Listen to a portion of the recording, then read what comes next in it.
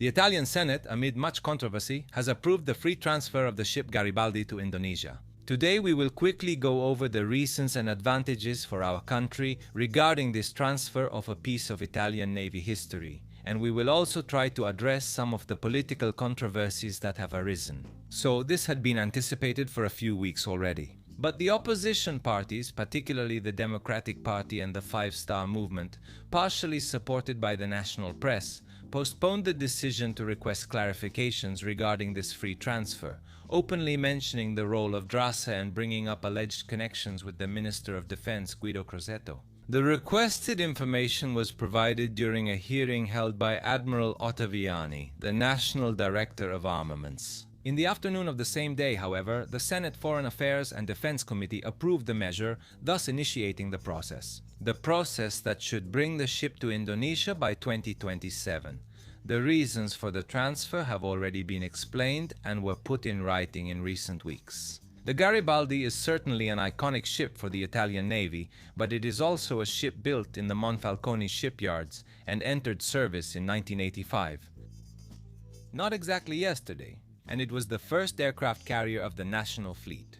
For over 40 years it has operated continuously, fulfilling its role more than honorably. Over time the ship underwent upgrades, but technological evolution and new operational needs have gradually reduced its effectiveness. In a country that has several naval programs underway and a chronic shortage of personnel, often subjected to stressful shifts. Among the many new hulls, the introduction of the Trieste LHD with a flight deck was one of the most notable recent steps, marking a shift in Italy's approach, and the Garibaldi has long been placed in reserve. Right here we need to start highlighting again one of the problems that perhaps some newspapers or politicians don't want to understand, or pretend not to understand. Currently, the Garibaldi has a value of about 54 million euros. Keeping the ship in reserve costs us about 5 million euros per year, while a possible demolition would cost the state 18 million euros. Rightly, someone pointed out that the ship could also be sold to recover the materials on board, but many say that the risk of the ship remaining unsold is very high, and this has already happened in the past with other Italian ships.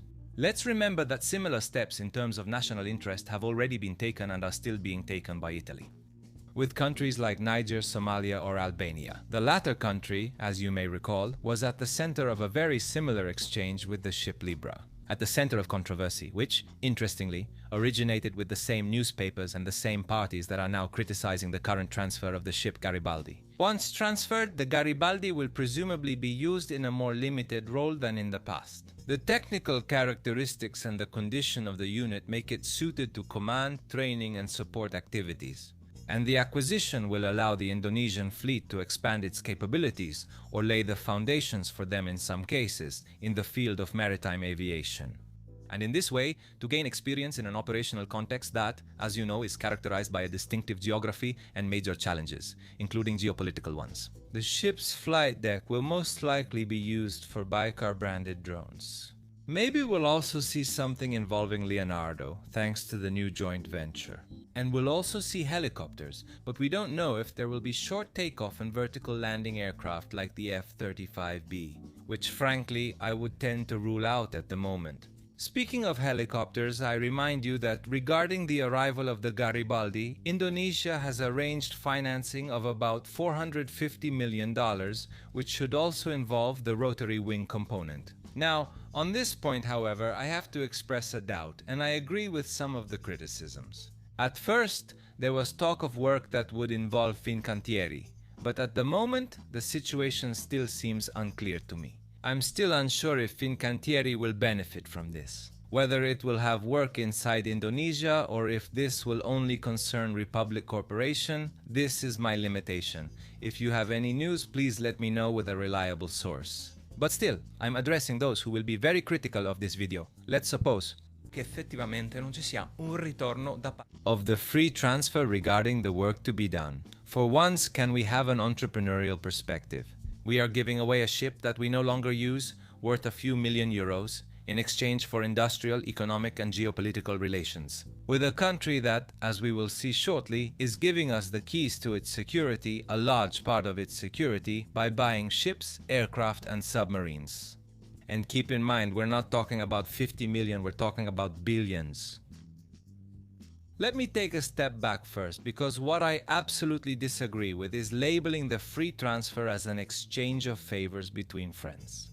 I've often heard people mention Dras's role in Indonesia. In the second part of the episode, we'll actually look at all the contracts that Italy and its industry are carrying out with Jakarta. But Dras is an outstanding Italian company that pays taxes in Italy and gives jobs to Italians just like Leonardo.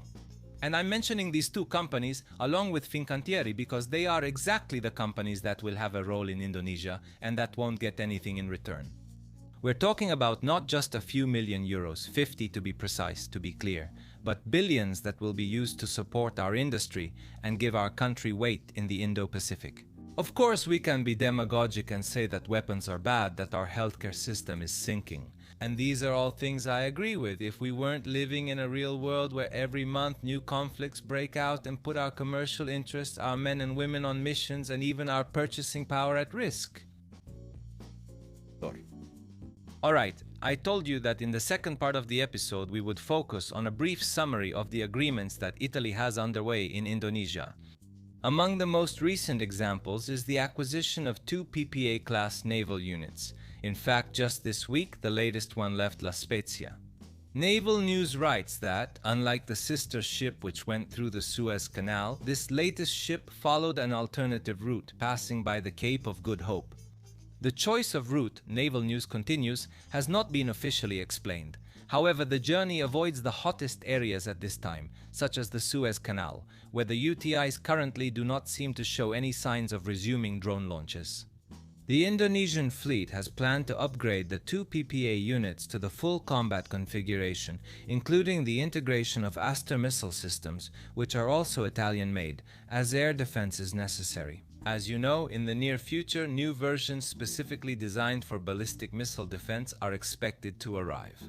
Another contract that is being developed concerns our M346 as a light fighter.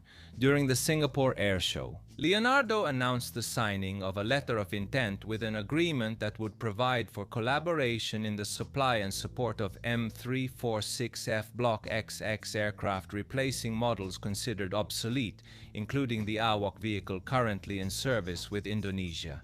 At the same time, other programs are being defined. Among them is the supply of 3 maritime patrol aircraft, for which we do not yet have an official profile, but they could be the new version of Leonardo's Spartan in the armed maritime patrol version.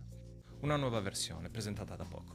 Finally, moving on to Dras, the company plans to start building 6 new generation compact submarines called DGK, with an estimated value of the operation of about 1.4 billion.